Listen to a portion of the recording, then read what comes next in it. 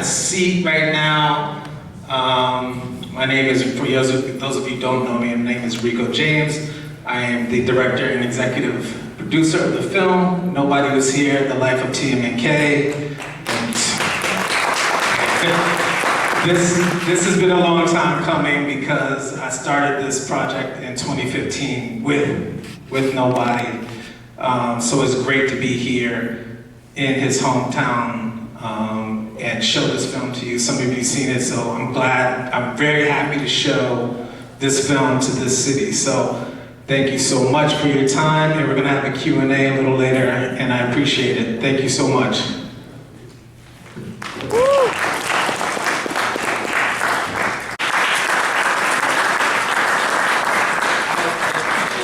I think we're gonna get the sound man to get the, but everyone can hear me, right? You guys can hear me now. So that's the film, Malcolm. Yeah, it's fine. You wanna check? Hello. Two. I want to thank Malcolm for putting this together. This is actually his. I did the film, but this screening is his. He did the installation. Thank you so much, Malcolm. I appreciate you, brother. Okay, there we go. Hello. I want to thank everybody for coming out. Give yourself for sure. Really appreciate everybody coming out, supporting the film, sharing it.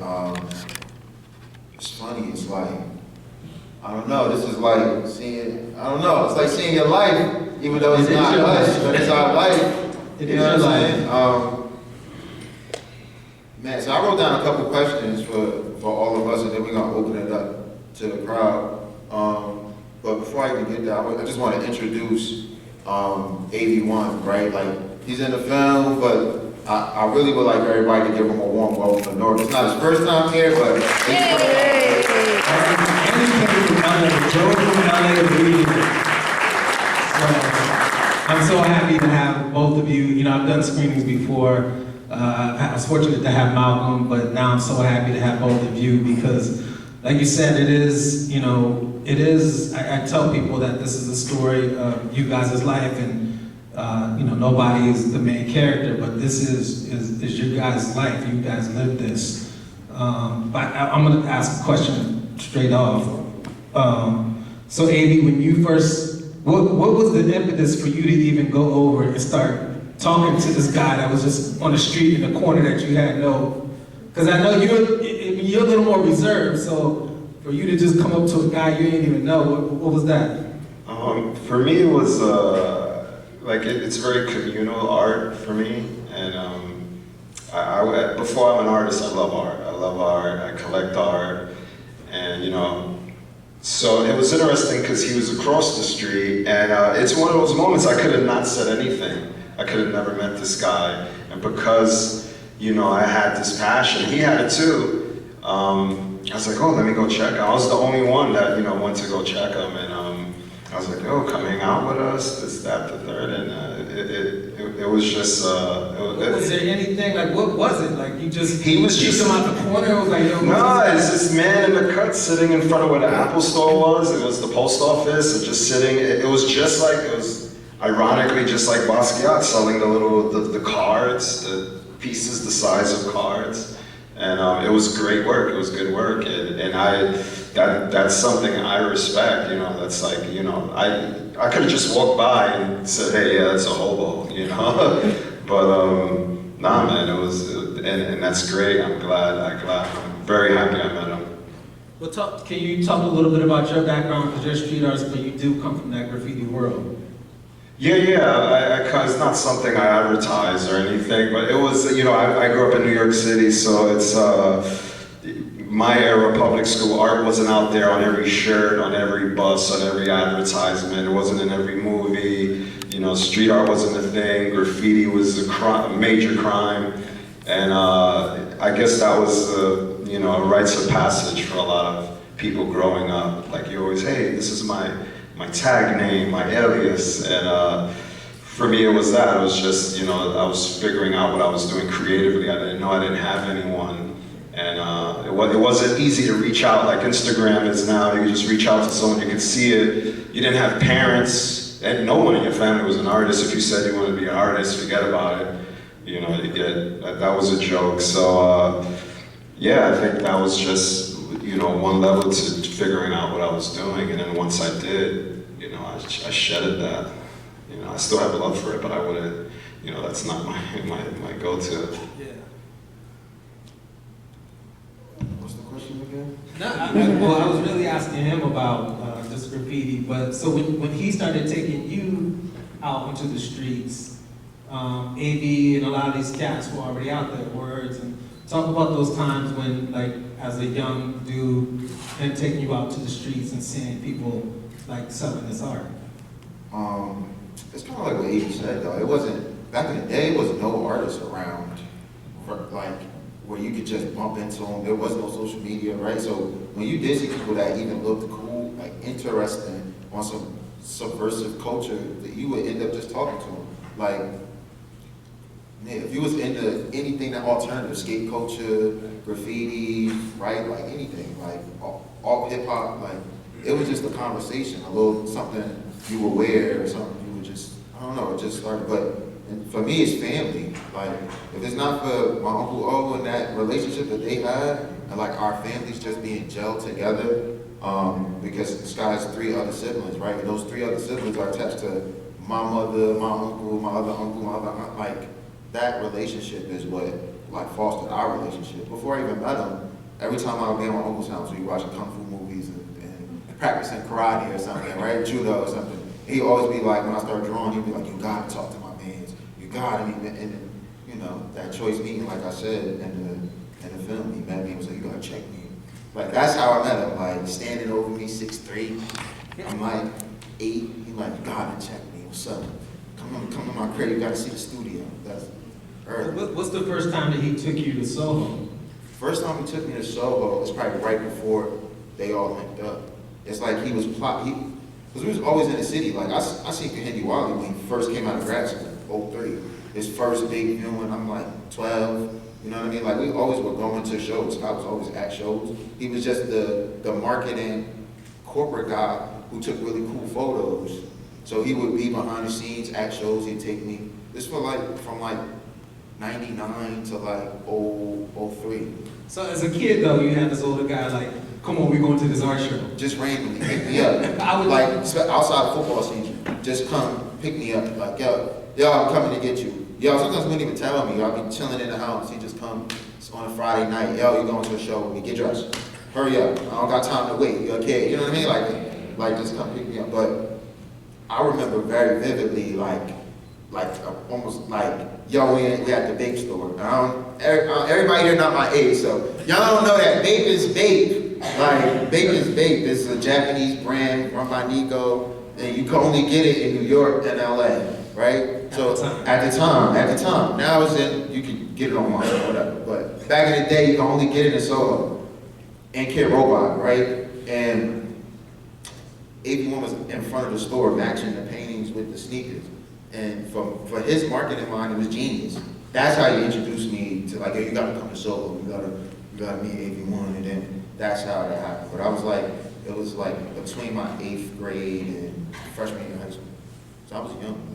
You remember that, AV? Yeah. So there's a guy you make randomly, now he's bringing kids around. Yeah. In your head, like, what is this?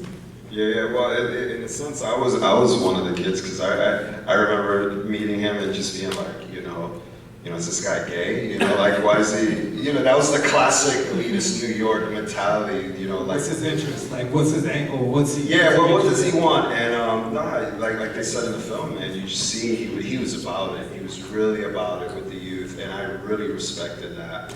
And yeah, he was nonstop with it. He was nonstop. He always had a sight for it, and that's what I really enjoy. You know, because you know it's really hard because art can be very isolating, very competitive. You know, you're working alone, and then COVID happens. Everyone's isolated. So you know, to have a community together, like a collective, it's a family basically. It's just a family, and that's where he's getting his love from. So I really enjoyed it, but he went the extra step, which I admire because you know I needed that. when I was young. You know, I had to figure things out the hard way, but yeah, it was like a community center with him. Right. Well, what was that extra thing that he gave you as this more mature person who knew marketing? What was it that you looked at? Maybe not, he said, you need to do this, or what did you peep from him? Confidence, kinship. He was a giver, and it wasn't about getting something, which it wasn't transactional. You know, like I went to Norway with him. You know, we were gonna do Germany, we were gonna do other stuff, but it was from the heart. It was natural. It was like a natural vibe. It wasn't like, you know, trying to get something for me. And we were influencing each other, because, you know, he was much more mature. He could talk. He could articulate his feelings. You know. So watching that, you see what you were capable of. So correct me if I'm wrong, but you're the first one to really put a pen can in his hand and tell him how to hit the streets. I didn't tell him how to hit anything, but he did get inspired. But then the streets inspired him. You know, I didn't have to do that. All he saw was things everywhere, the culture, people, you know, going out and about. That's one of the good things about it. You know, it's like it just bleeds on you. He ran with it. I feel like, Soho was so different back then. Like now, it's like all like not just tourists, but it's just a lot going on. Just people flooding the area, looking to shop and stuff. People were shopping back then, but it was still culture there. Yeah. There was still bodegas that was open. There was still people living over there, and it was like a blend of like your favorite celebrity you could bump into, but real New Yorkers like in the space. It was like real life still. Like we would get there at 7 in the morning, and you would see the bodega dude cleaning the top. You see people going to get groceries. Everybody would play basketball, play Van Dam. Like, it was like real life, not like how New York is now, where it feel like it's a mall. And so it wasn't like that back then. So it's a tribe. You guys found a tribe. Had common interests. But let's talk about. I want to ask both of you as artists, specifically about his style of art. You tell me because sometimes people ask me, they're like, what kind of art is it? What is this? What is that? Is there a particular style for his art? I mean, to me, it's just Afro-expressionism, right? It's because it's collage, it's painting, it's like, it's oil painting sometimes, it's acrylic sometimes, it's printmaking sometimes, right? So it's like a collage of things, but it's really just Afro-expressionism. It's at its like plain. Everybody say Basquiat, but Basquiat style, Basquiat didn't create Afro-expressionism, and he didn't create expressionism, right? He's just one of the most famous for it. And it's just in that vein. It's just in that vein of conversation, but it's not really the same thing.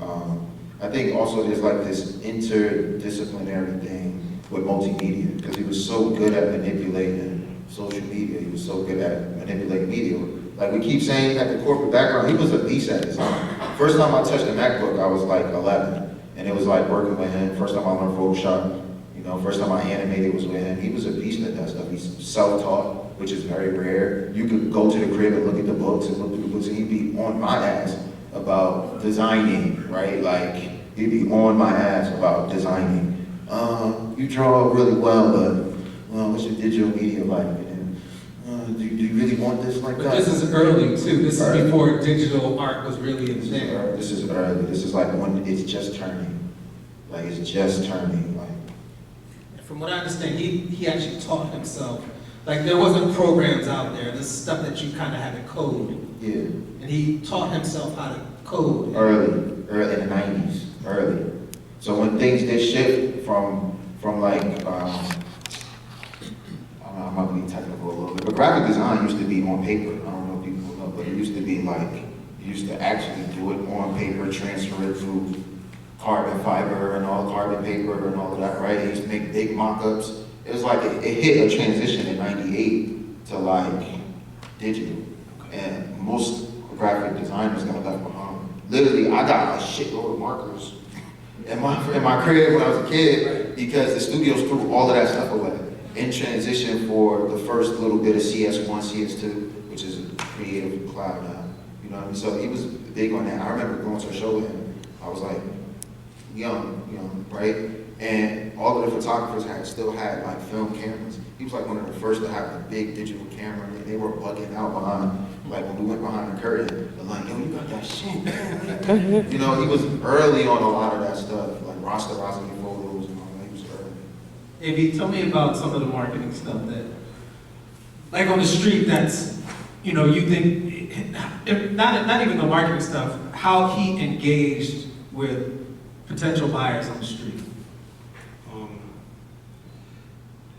Just, you saw like music, language, clothing. What did you feel about it though, when you first see this guy like this? Like, I was embarrassed. I was, you know, it was cringy, you know, it was, but that, you know, there was a lot of good into it, and because I was a big believer and it just sells itself, and he taught me, no, it's like, and not only that, it's a friendship you get out of it, the people you meet, you know, it's really about people, you know, more than the art, you know, like it comes with a friendship, collectors, you get this, you start meeting people you never met in your life, you know, not people normally, besides the subway, you know, but, and you start engaging with these kind of people, and it feels good, you know, because, you know, sometimes people can be so segregated and economical classes and whatever, whatnot.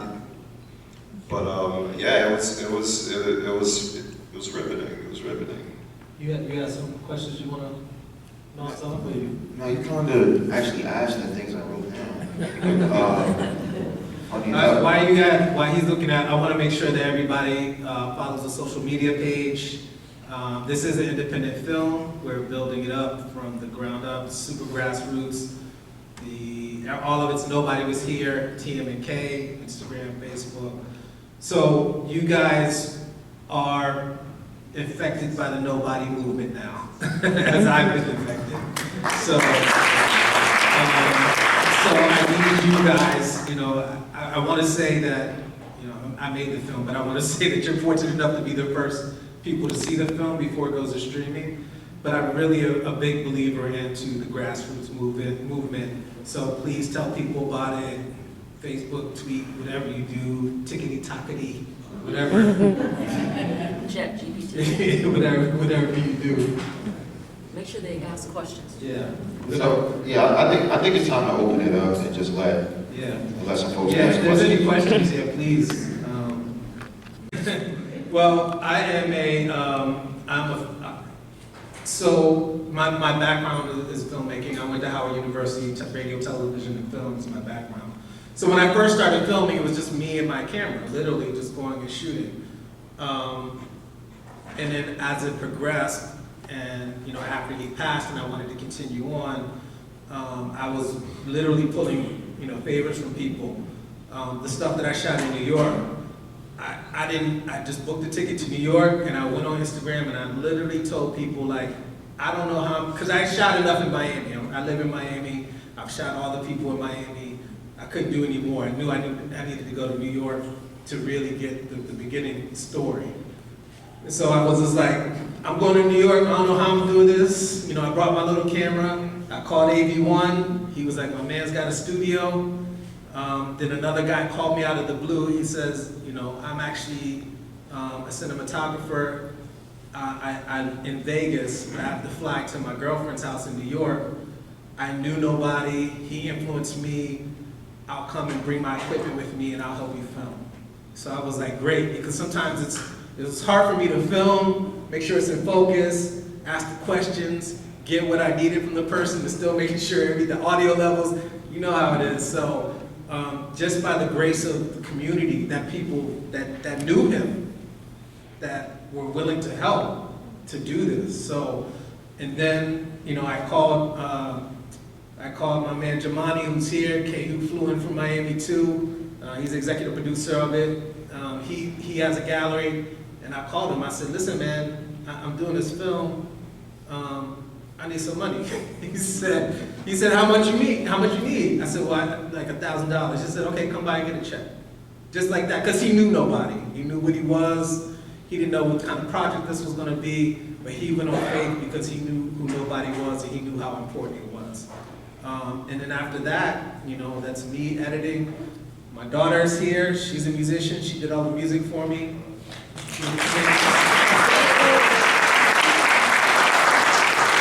able to go in the next room and say, okay, I need this mood for this music. And then the last song, Bring Me Peace. That's, you know, I want this film to be, to bring people peace. That's actually off her album. So Phoenix James streaming now on all platforms. And again, I just pieced it together and I edited. I had like 500 different edits that I did. Some I'd be happy with. You know how it is. You edit something, you think it's great, and you wake up and be like, who the hell did this? So, you know, it was me and the community. That's how it was done, my friend. So you have somebody color grade? I did. Yeah, you're right. So when I did get to that point where I needed to make it sure it looked professional and sound professional, because that's the difference between some of these people say who they do films, is they don't do the post-production. So again, I had to call Jamani and say, Jamani. Thank you. So I had to call Jamani and say, brother, to really make this a real film, to make it presentable and to give it the proper respect it needs, I need to have proper post-production. So I farmed that out. I sent it out to people who did that. So, it's a different world now where you can go online and find. It used to have to be in that city, whatever. But I found somebody who did the audio. The guy who did the audio lives in Nashville, and the guy who did the color correction lives in Mississippi. So, that's how I did it. And how long was it? You didn't talk about how long it took you to do it. That was one of the last things. Oh yeah, well I've been working on the film since 2015. When, again, it was a different project. The project was supposed to be me filming him, coming up with an incredible body of work, because he had gotten to the point where he was a little more reclusive and he didn't want to show anymore. And I thought he was just going through his ebb and flows, so I was just like, well, let me film you now. And then, when you're in Paris or wherever showing your work, at least you'll have the background for it. And I think I completely finished it, so it was 2015. So COVID messes me up, so my time is off. I think by 2021, I had it to where this is now. So. Fantastic job. Thank you. Thank you, man. I appreciate it. That's tied into your work. I think it's everything. I kind of embody all of it, with the exception of being as boisterous as him. I'm here. Sorry, I'm not as boisterous as him, right? But I think I embody all of it. It's a part of this. It's a part of the relationship that's probably not up there, but that's not up there. It's like Scott took a lot of time with me in mentorship, and it's not just me. It's a lot of kids from where I'm from, like the 4-6 block radius I'm from. Where when we played football, he was out there taking photos of us, giving us these big globes of ourselves for free. Every season, and we win a championship, he'd be right there. We lose, he's right there. You know what I mean? I think I took a lot of that with me, like the positive male role model characteristics. And he talked a lot about business and ownership, a lot. And I'm really, really into that in terms of my art. And I think that held above everything, right? And on the technical side, it's my drips. I get my drips from him. It was big on that in that studio. Ain't no brush strokes, ain't no, it's not traditional art. Fuck traditional. It was really big on that. Study too. Know what is the traditional European standard of art and smash it. So, I take those things with me. Yeah. I definitely see it.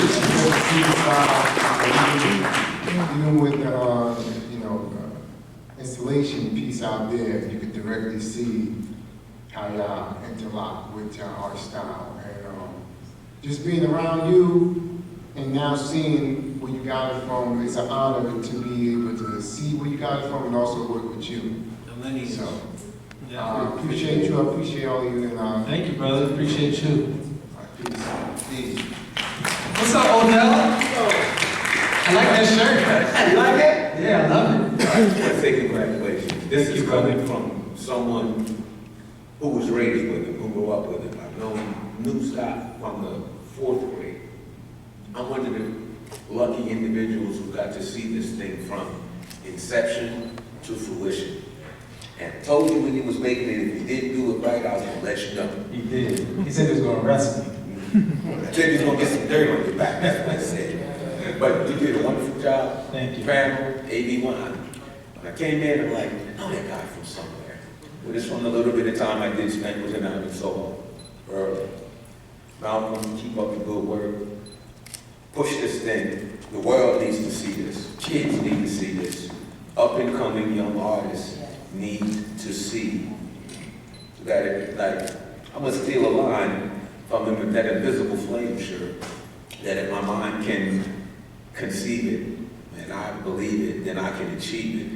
That was something that he stressed and pushed on young people. And he also didn't happen by magic or hocus pocus, but by hard work and focus. It was on a t-shirt from many, I don't know how you fit into that shirt. I still got it, you know. Congratulations, job Thank you, well brother. done, continued success. Well, that part we are going to show.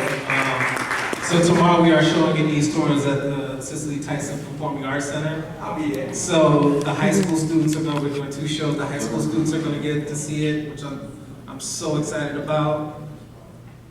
And then we'll do 6:30. We're doing General Public. So if you guys want to come see it again, please come see it again tomorrow. Cicely Tyson. Oh, I'm so sorry. First of all, that was a phenomenal film. Thanks. Really proud of you, Malcolm. Thanks for coming out. It's definitely, I can see like why you are the way you are, like that's how he poured into you, and you definitely exemplify that still to this day. So it's just dope to see the connection. And I wanted to ask, this artist, Nobody, he mostly was trying to communicate like a message, make a statement, and just kind of show the world that nobody like really cares, and also being a homeless person. And my question is for the artists, like, why do you think like that stopped in art today? Because we have like all these things going on politically, but it's all like being like hidden and covered. So like, why do you think that stopped, and what can we do to change it? Like as far as like using art as a statement, like to make the world You better. feel it's not, as of now, it's changed. I mean, he's just an honest person. A lot of artists will say we're happy and we're making happy paintings, but they're coming from misery. And I think when it comes time to selling at a gallery, and you have to make a statement, and you have to do this and that, and you have to have a story, like, part of the adventure of art is I don't know where I'm going, right? I don't know what I'm doing. It's very organic, I escape in it. It's a reflection of what I see, what I think. And, some people have to translate that to something else. I think that's just the corporate part of it. But like I said as well, it can be very isolating. It can be very, very isolating, as you can see. So a lot of people, especially on social media, aren't going to show the lows. They're just going to show the highs. It's a roller coaster life. You could be eating ramen soup today, steak tomorrow. And I don't know, I think there's a lot of pop stuff going on. So with that, maybe you're seeing more of that. But there's always people like him. You just, you have to find them. There's, the Nobodies, the Bob Thompsons, the Roman Beardens, there's a history of it, but people just feed us the same, Basquiat, this artist, that artist, and you just got to get out there. But it makes them special, too, because, you don't see much of that. So when you see it, you can appreciate it. So that's great, but that's just my opinion. You have to be brave to really put it out there.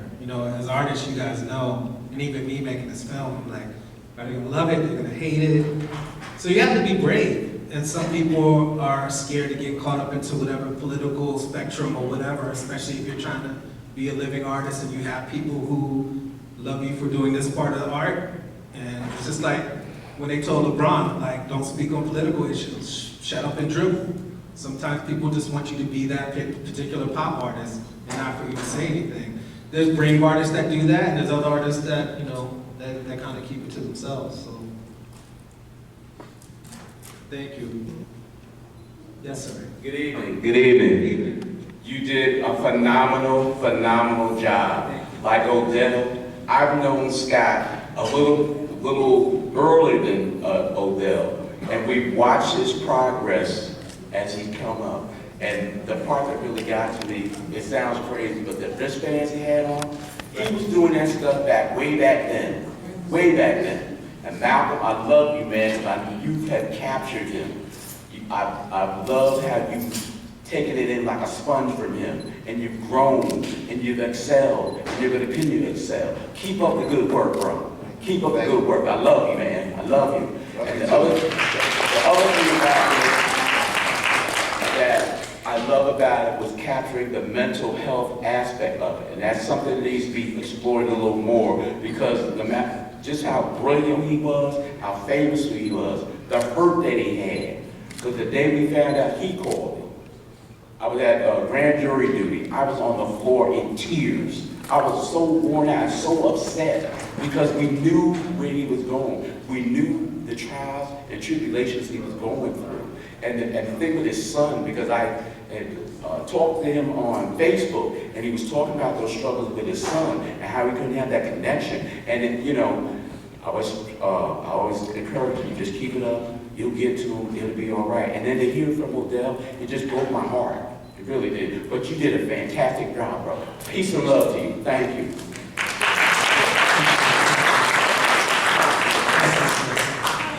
Hi. Good evening. Good evening. So I think it was amazing. I came in late. I don't know how late, but Well, you can come tomorrow and see. yeah, no, I actually definitely will. And you know, she's orange girl. You know? Yeah. So that is really the part I have to ask of, like, so I had no idea about him, and I feel like growing up in a proximity of, they were just artists that we don't talk about or amplify in a certain kind of light, and like Malcolm and I went to the same school in a sense. And Amani, you know me, so you really literally see me at lunch with all the interns and stuff. No, I don't, because I think people in positions of power who run education don't necessarily see the importance of this type of art, right? They know that art needs to come back in schools, and they've been making an effort to do that, but it doesn't necessarily. It's not always this type of art. It's not always the art that we herald to say, this guy, this person, it's kind of the generic scheme of European. the European, or just like American art generally, right? It's okay to talk about street art in the 1980s, right? It's okay to talk about some of the newer things, because contemporary stuff for them is Kahindi Wildly, not now, not painting trans people, but like 2003 when it was just black men on horses, right? I think they look at it real academic and stiff, like it has to be 20 years ago, right? I think that's the hard thing. But I do think there's little special people in each little school, right? I've bumped into a few who will allow you to come in and do a residency the way you would like to do it. I want to talk about these issues. I want to talk to the kids, see what they would like to talk about, and let's create some artwork in the school that makes sense for them, right? Let's tailor a curriculum for them. Those things, they're here, a little bit at a time. Thank you. The executive producer, Chamani Namdi, everyone. Thank you. I really came up here because one thing about Rico, I think people need to understand what this guy really did. He literally took someone that no one, people knew him. You guys know him. I knew him. People in Miami hear this. But even like she was saying that she grows up around the corner, that they never heard of them, or in schools people aren't talking about it. But for Rico to say, this person is special to me, and I want to document his life, that's really special. To grab a camera and say, I'm seriously, professionally, to the best of my ability, I'm going to film you every day, turn around the country filming you, to put something together, because in the future, I want people to know who you are. This random, in all intents and purposes, a random person. But it really goes back to like, everybody here can kind of do that. Like somebody here knows somebody very interesting, maybe they're a writer, maybe there's an interesting storyteller, maybe they're anything, that you really can take that that culture that we're talking about, are we losing in the schools, or where do I hear about this, that, and the other? We personally can't take that in our own hands and learn about who we think is important. So that's great, Rico. So thank you. Thank you, brother. No, thank you. I want to wrap this up because this is going crazy, but everybody take a look at the art that Malcolm, the installation that's outside. That's art that hasn't even been seen since A long time. like Long time. 2010, 2011. So we have a few pieces out there. We'll have more pieces tomorrow. East Orange, Cicely Tyson, Performing Arts School. So thank you all. I appreciate it. Thank you. 6:30.